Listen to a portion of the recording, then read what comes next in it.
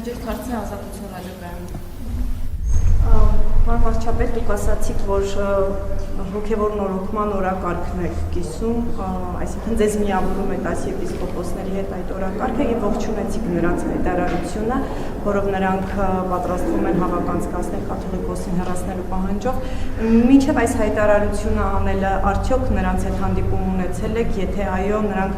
մինչև հայտարարելը պատմել են իրենց մտադրության մասին ձեզ։ Եվ երկրորդ հարցը, փաստորեն պարոն Փաշինյան, դուք ասում եք, որ չնայած իրավապահների լռությանը, դուք ասում եք, որ շարունակում եք պնդել, որ կաթողիկոսը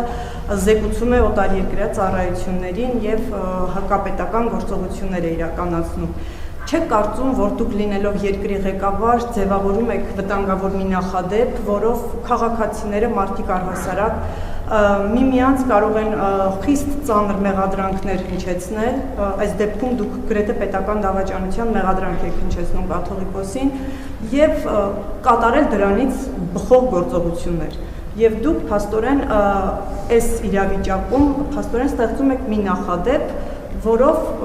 առանց իրավական գործընթացների կարելի է մարդկանց մեղադրանքներ հնչեցնել եւ դրանից բխող գործողություններ իրականացնել։ Նախ 10 եպիսկոպոսների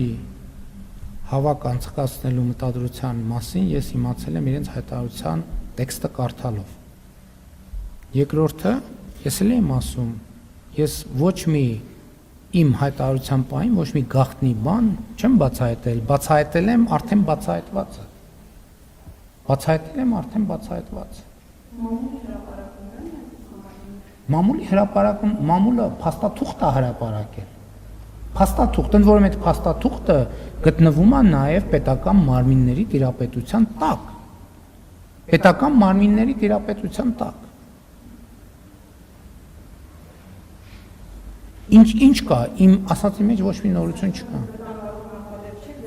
Ոչ, ես մտանգավոր նախադեպ չեմ ձևավորում, որովհետև ի տարբերություն ոմանց, այդ թվում ցավոք լրատվամիջոցների, անհիմն հայտարարություններ չեմ անում։ Դա կոնկրետ հիմնավորումներ ունի եւ հրապարակային են այդ հիմնավորումները։ Իրավական process ինչու՞ պետք է հետևի դրան։ Իրավական process, որովհետև իրավական process-ը ունի բազմաթիվ նրբություններ։ Այդտեղ նաև միջպետական հարաբերությունների 1000 հարց կա։ Ընդհանրապես, եթե դուք ուշադիր լինեք այդ ոլորտներին, կտեսնեք, որ շատ կարևոր նրբություններ կան, որոնք պետք է հաշվի առնել։